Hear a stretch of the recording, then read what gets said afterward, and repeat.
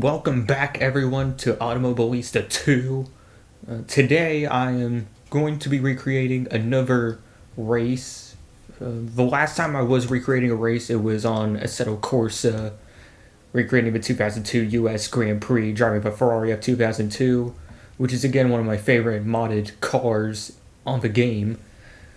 But today we'll be heading off to Laguna Seca in California.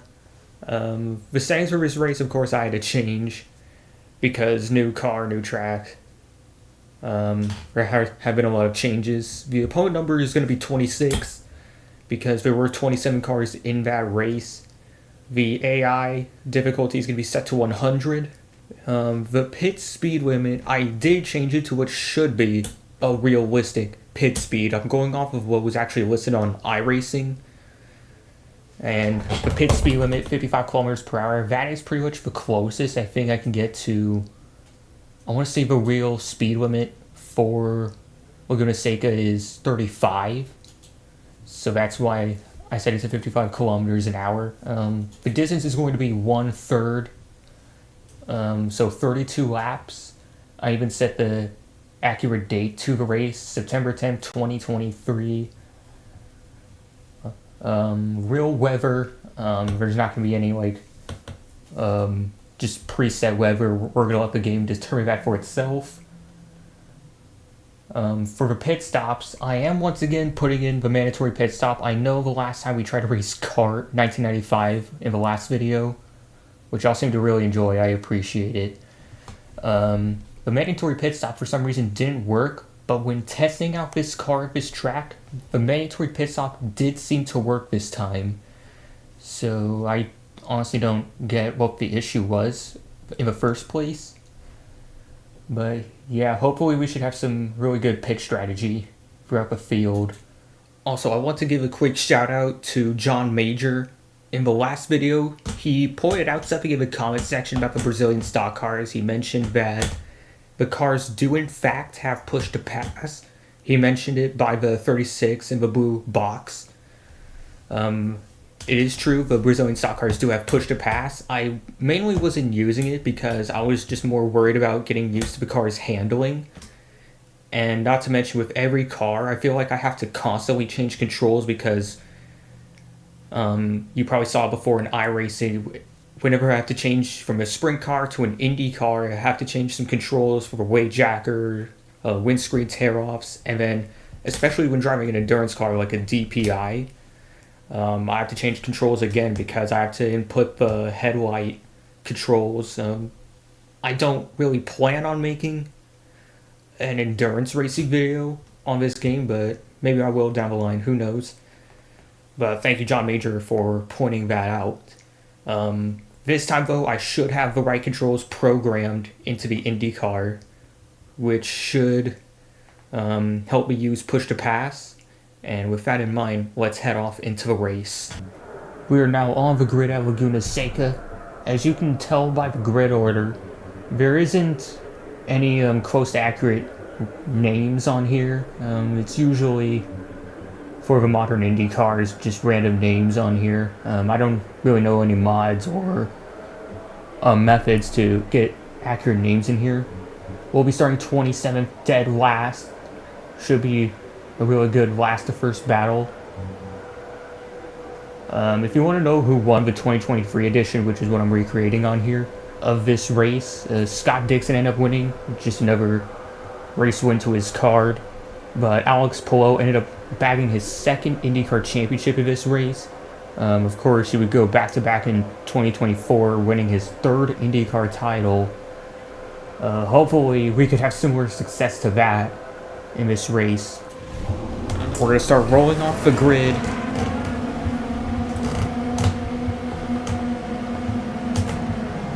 The 2023 Grand Prix of Monterey is about to get started. Off we go.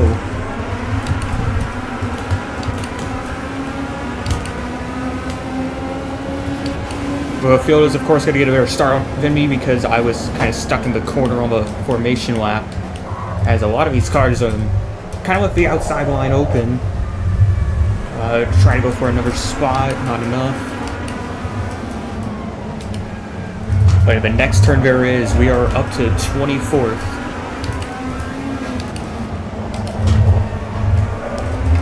Trying to look down the inside, but for side-by-side up ahead, that's going to make it quite difficult to get around these guys. Somehow not getting sucked into the dirty air, hitting the guy ahead as well. That was my mistake. I underestimated how much space I needed there.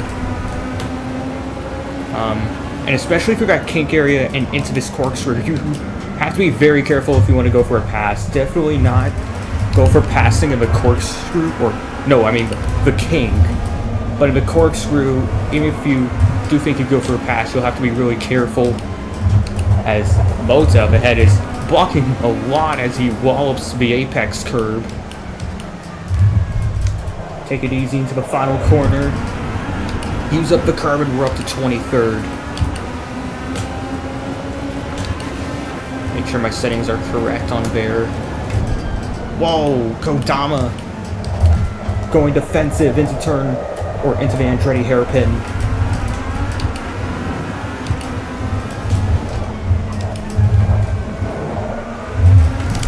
We'll manage the oversteer, and Kodama goes off track a bit as we take the spot away.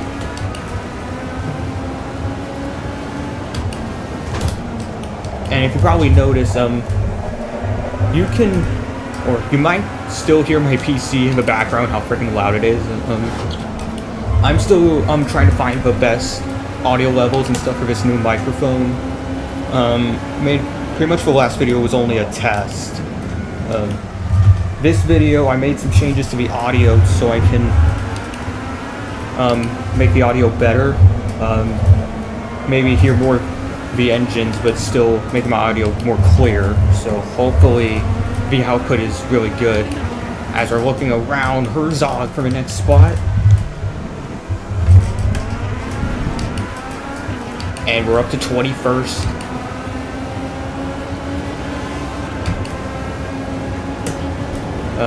Now would be a good time to mention, I did go here to Laguna Seca once. If you watched my iRacing Rush series, you probably know about that. But if you don't, I went to the 2019 edition of the Grand Prix of Monterey. Car stepping out on me a bit. Really fun race. Unfortunately, my driver, Alexander Rossi, did not win the title against Joseph Newgarden, but still very exciting to see all that play out as we're making a move on the outside. Milosevic kind of backing off there. Colton Herta ended up winning the race, while Joseph got his second IndyCar title, as we're going for another move, but this time at the corkscrew. A little lockup of the left front, but that's okay. The tires are still pretty much new. A little lockup shouldn't hurt too much. As we now make another move on the outside, the AI seem to be kind of slowed down the hill, which is weird.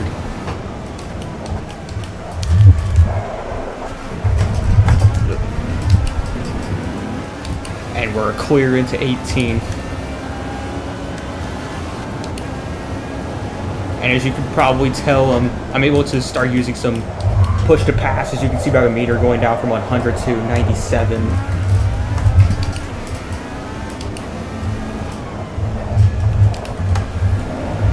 As we close in on Salazar in 17. I have thought about going again here to Laguna Seca. Very fun track to drive on and watch. But of course, other things kind of get in the way, and other things I want to do.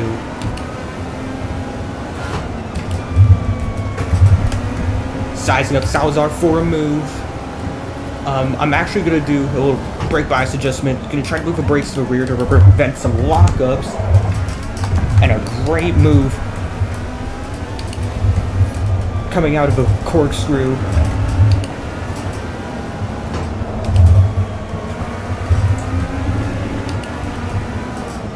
I don't think I have enough to go for the spot on Pacheco. We'll hang back for a bit. Maybe some push to pass down the straightaway.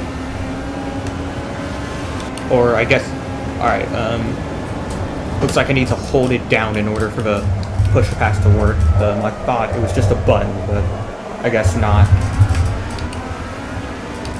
So finally, we're learning the push to pass on this car. It will make a big difference in the race.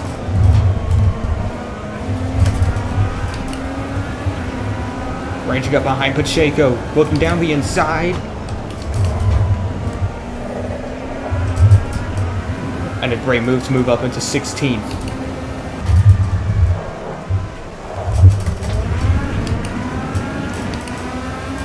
We're now side by side for 14th as Chong tries to go for a move on King. It looks like it's going to work. Gonna have to hang back for a bit again as we don't have enough drive.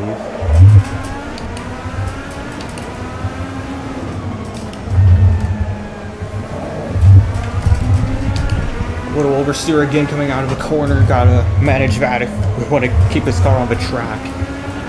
This track especially, you do not want to make mistakes, because if you do, there's no extra runoff on the curves. As why the hell did I get a screen freeze like that? That's freaking weird. But yeah, a lot of these curves, they do not have extra runoff on them. So if you make a mistake, you're probably spinning out in the sand and your race might be over. As you get the move done on King. Oh, dang, freaking Chiang tried to run me off the road almost. Trying to size him up coming out of the last corner. Some more push to pass should do the trick as we come up to the Andretti hairpin.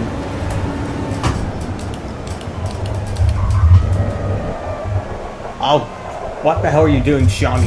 You know I'm down there. I don't know why you feel the need to hit me like that. Well, the car's still okay. Tires especially look really good this stage of a race.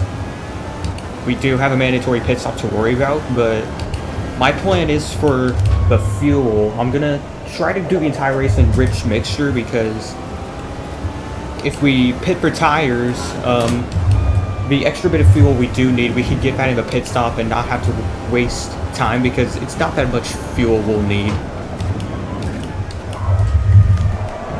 And then, just gotta look after the tires. Don't lock up the brakes and they'll last pretty easily.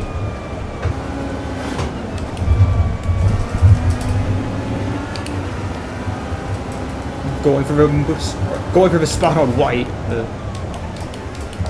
Mixing up my words there. Should clear bits of a hairpin. Gonna have to leave a space though. He did have a wing in there. But we're gonna clear him.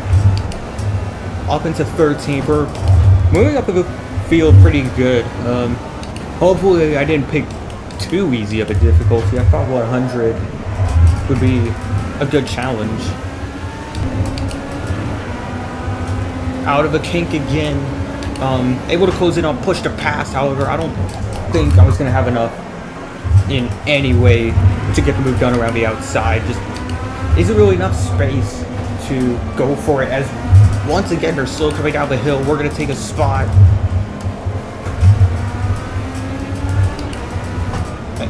I don't know which way Fox is trying to go. Like, all I do is blocking both lanes. More push to pass to go for 11th. Hopefully this time we don't have another run-in.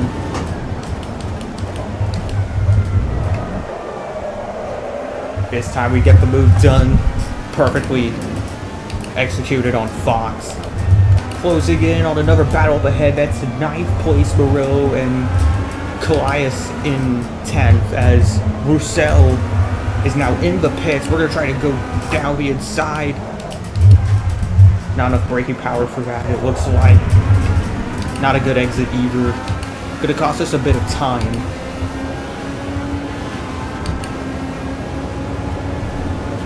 And side by side for 8th up ahead. Calais trying to get the move done. Not enough.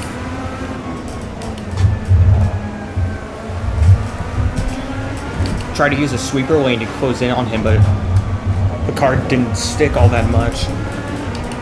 A little bit better in the second right-hander. And he's going to go for it again down the inside, but now I'm on his outside. big snap of oversteer there as we're side by side heading into the kink. He completely wallops the curb as I'm able to hang it around the outside.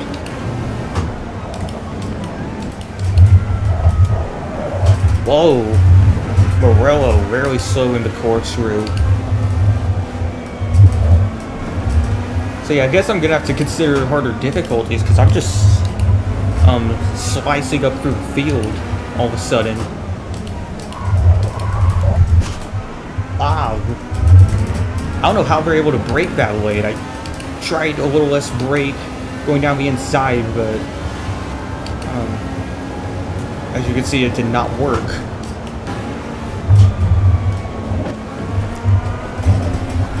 Friggin' walloped the apex curve on the second right-hander again.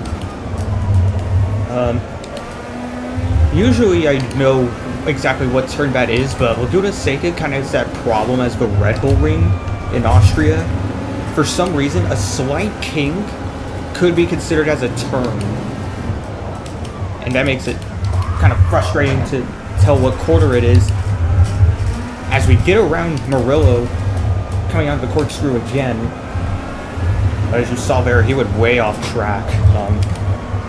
I guess he was really desperate to hold the spot. Side by side again, up ahead in 6th.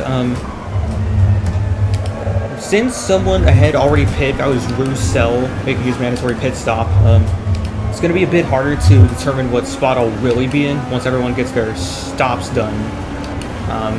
I'm in 8th right now, but most likely I'm going to fall back once I have my stop done because Roussel is going to have newer tires.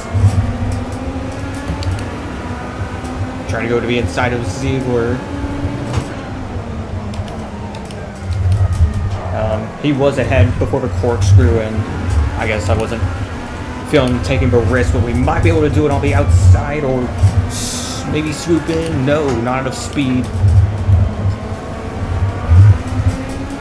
Gonna try on the outside, not enough again, as he's gonna look to the inside of Walker. Oh, too much oversteer again. Gonna use some push to pass to make up that time.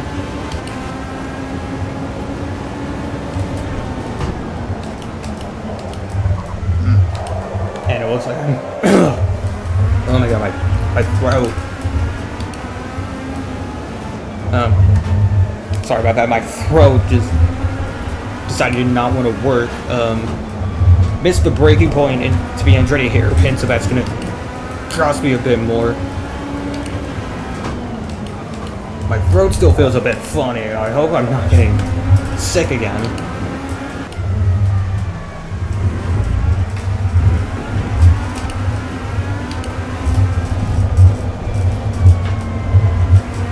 Venturi is in the pits as we try to look for somewhere to pass Walker.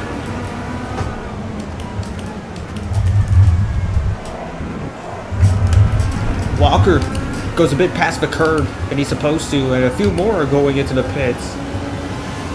A couple behind as well.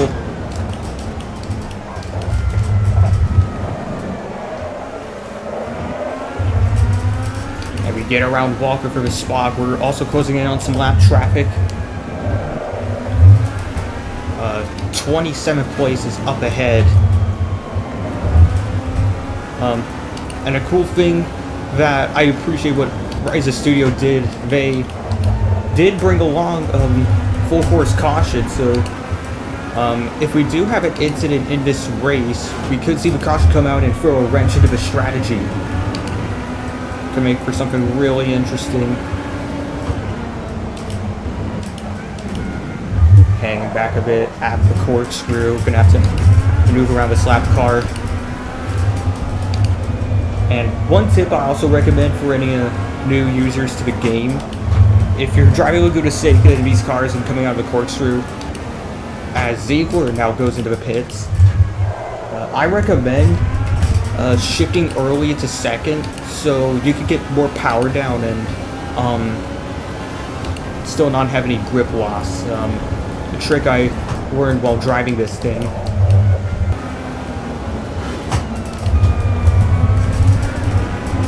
lap car here is being a friggin' nuisance, it looks like, to these lead guys. Whoa, and he's still trying to keep it in there. What are you doing? Or Blue flag, I mean, it can't be true, can it?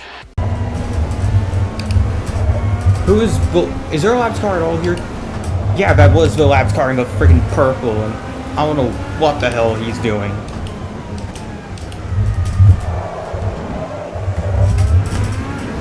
Walker now into the pits. He's in 5th right now.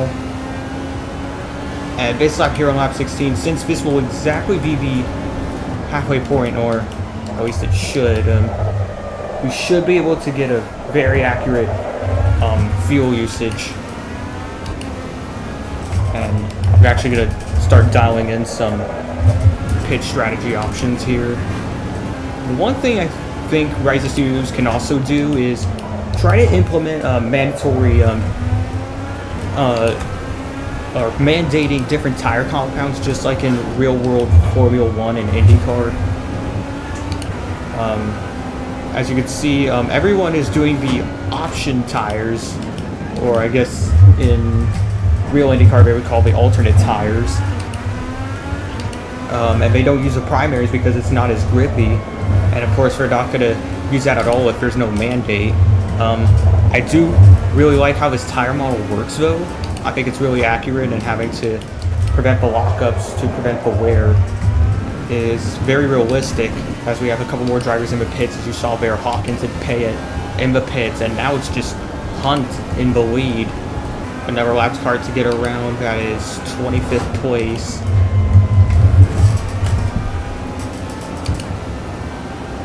Down the inside, and we're going to clear him into the corkscrew. Should be a bit easier, as another lockup for some reason on the left front. Breaking into the corkscrew is so tricky around here. Like, it's bumpy, and there's that, of course, the hill right before it. That kind of complicates things, as Hunt is now in the pits. We're going to have the lead of the race, but of course at some point we will have to make our pit stop. Getting friggin' blocked by this stupid lap car into the king. I don't know why the hell he can't just pull off or peel off the line and let me by his... Oh, and that's gonna friggin' screw up my run through the corkscrew as he once again tried to make life hard for me. Alright, we're finally around. I think around now we should definitely pit, because we do have an accurate idea of what the fuel usage is like. And at this point we will have 13 or 12 laps to go, it looks like. Another problem I realized, I don't know if anyone else has experienced this on the game, sometimes when I start the race, the first lap for some reason is counted as lap 0, but in other races it isn't. So I don't remember whether or not that actually happened in this race, because sometimes it seems to happen randomly without knowing, as we have another freaking lap car for some reason not giving way.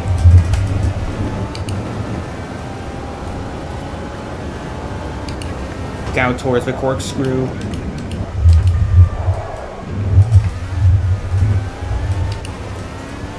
Gonna try to take off some fuel here, because we're not gonna, of course, not gonna need all of it. And I think now we should definitely pit. The AI will now take over control as we head into the box.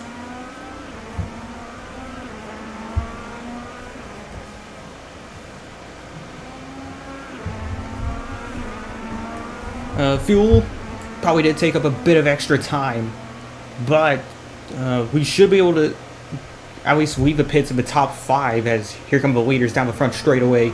There's Venturi, Roussel, Morgan, Hawkins. We will be exiting in 5th. Now it's important here to really be careful with these tires, because they are very cold and they have to get up to temperature, and this pit exit especially is quite unforgiving, just surrounded by more grass and sand. So heading into lap 24, I'm saying 24 because that's what the leaders are saying. I know on the top left it says 23, but it seems like we do have that lap counting problem where the amount of laps the lap you're actually on doesn't match with what's on the top left. If we were a lap down to the leader, it would say that, I think, on the relative, but we're not. We're only 8 seconds behind. So, I don't think it's that big of a deal. I think the race will still end for us when it should. I just hope Rise Studios can fix that. Lap car coming into play again.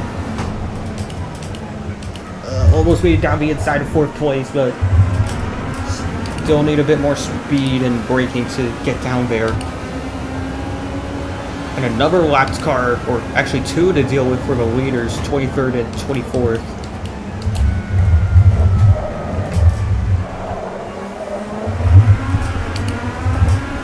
And here are the lapped cars still battling out directly in front of us. Oh no, oh no, oh no. Oh no, we freaking...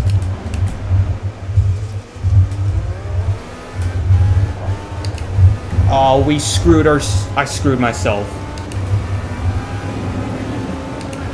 I tried to go down the freaking inside of the lapped car, but I guess I applied too much throttle and I screwed up my race completely.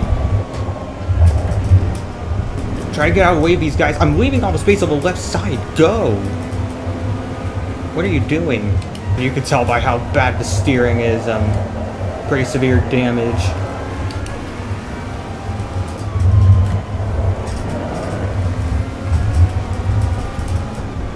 Finally getting into the pits. Forgot to turn down the fuel meter for this, but I didn't really have time because of how concerned I was. And oh, this repair is going to take a while. So I have screwed myself out of a great position trying to maneuver around a lap car. And it looks like that is going to be the end of any fight I have in the race. At least the fighting we did have. It was still a lot of fun to get around those guys. But next time I do recreate a race like this, I will definitely look at upping the difficulty because we were slicing through pretty easily. Hell, we're probably going to take the lead with a few laps left if we're lucky. And it looks like we are for sure going to be a lap down with how the leaders are coming around the last corner, now passing down the front straightaway. We're now coming out of the pits. Damage is repaired, but it's going to be race over completely. Kodama is going to get around, so is Herzog. 25th place Freer is also going to get around as we exit the pits. And we will have to watch for those blue flags.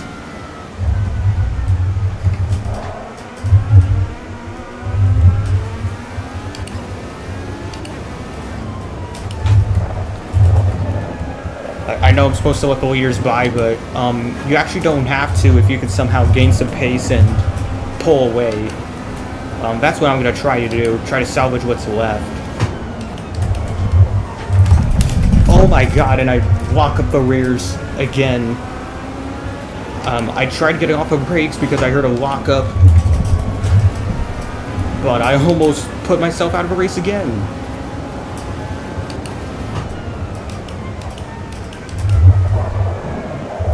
Up into 24th. Trying to go on a bit of a recovery run. As here's 9th place directly ahead. Don't need to worry about blue flags because, again, we are much faster, it looks like.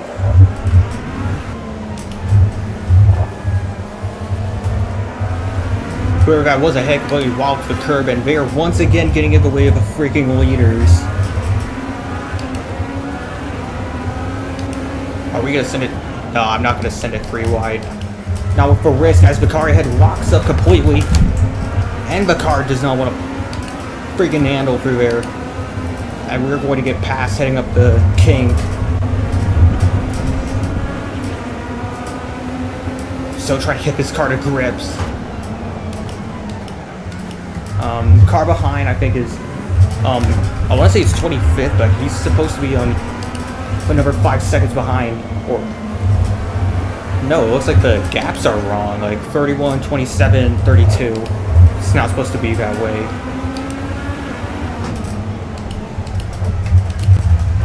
Trying down the inside of the 23.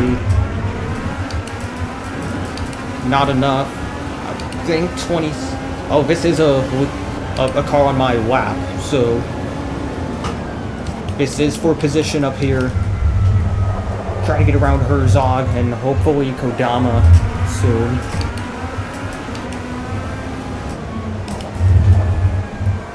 Car feels much more up to grip after those shenanigans.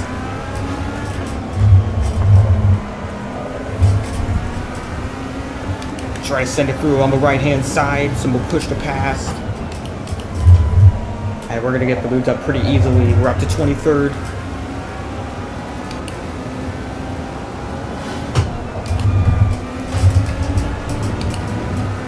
And here's 22nd ahead. Kodama right behind lead car. Looks like that lead car is 10th place. Send it through on the left-hand side, take advantage of that. Speed down the hill. We're up into 22nd now.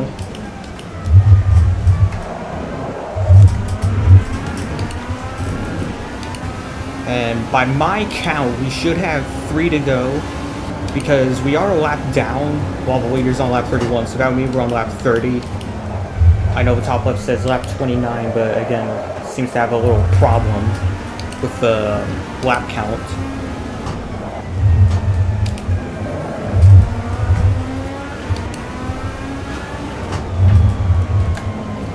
And whoa! The car ahead of me spins out on his own.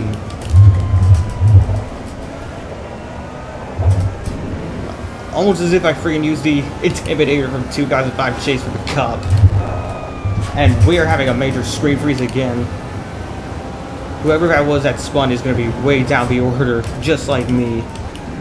Except that his car, since it's only spin, there's no damage to it. As I cut a major thing of oversteer. Should have shifted down to, or shifted up to second a bit sooner.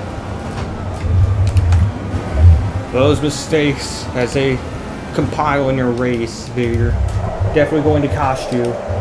And in my case, it cost me a lot. Looks like 21st and 20th are too far ahead, and even though they're in their own battle, we are going to need a lot to catch up to them and then get around. Looks like the leader is on the last lap, though. Our suffering will be over soon.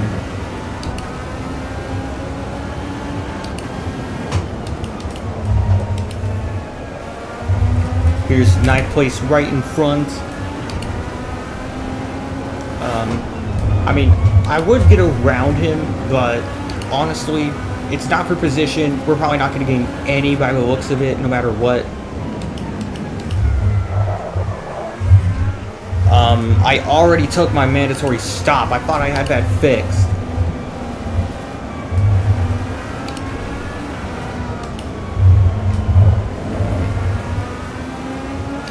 I had the 4 stop. I took off all 4 tires. It was the stop required. If I get disqualified again... Oh. Guess I don't. Yeah, I don't know why it did that, the mandatory stop, but I'm still okay as it is. 22nd in a race where it really should have been at least a podium. I guess what could be drawn is be very careful navigating around lap cars in this game, and I'm also going to look at upping the difficulty because I was getting through the field really well. Much more than I expected, so definitely going to look at that. Push to pass, though, does seem to be really effective on this car, as it should. Great to race around here. Hopefully, even if I do another Automobilista 2 video, I do not make that stupid mistake like that again. Thank you all for sticking around throughout this race. If you want to see more Automobilista 2 and other sim racing content like this, please like and subscribe. It'll mean a lot to the channel. And I'll see you all another time.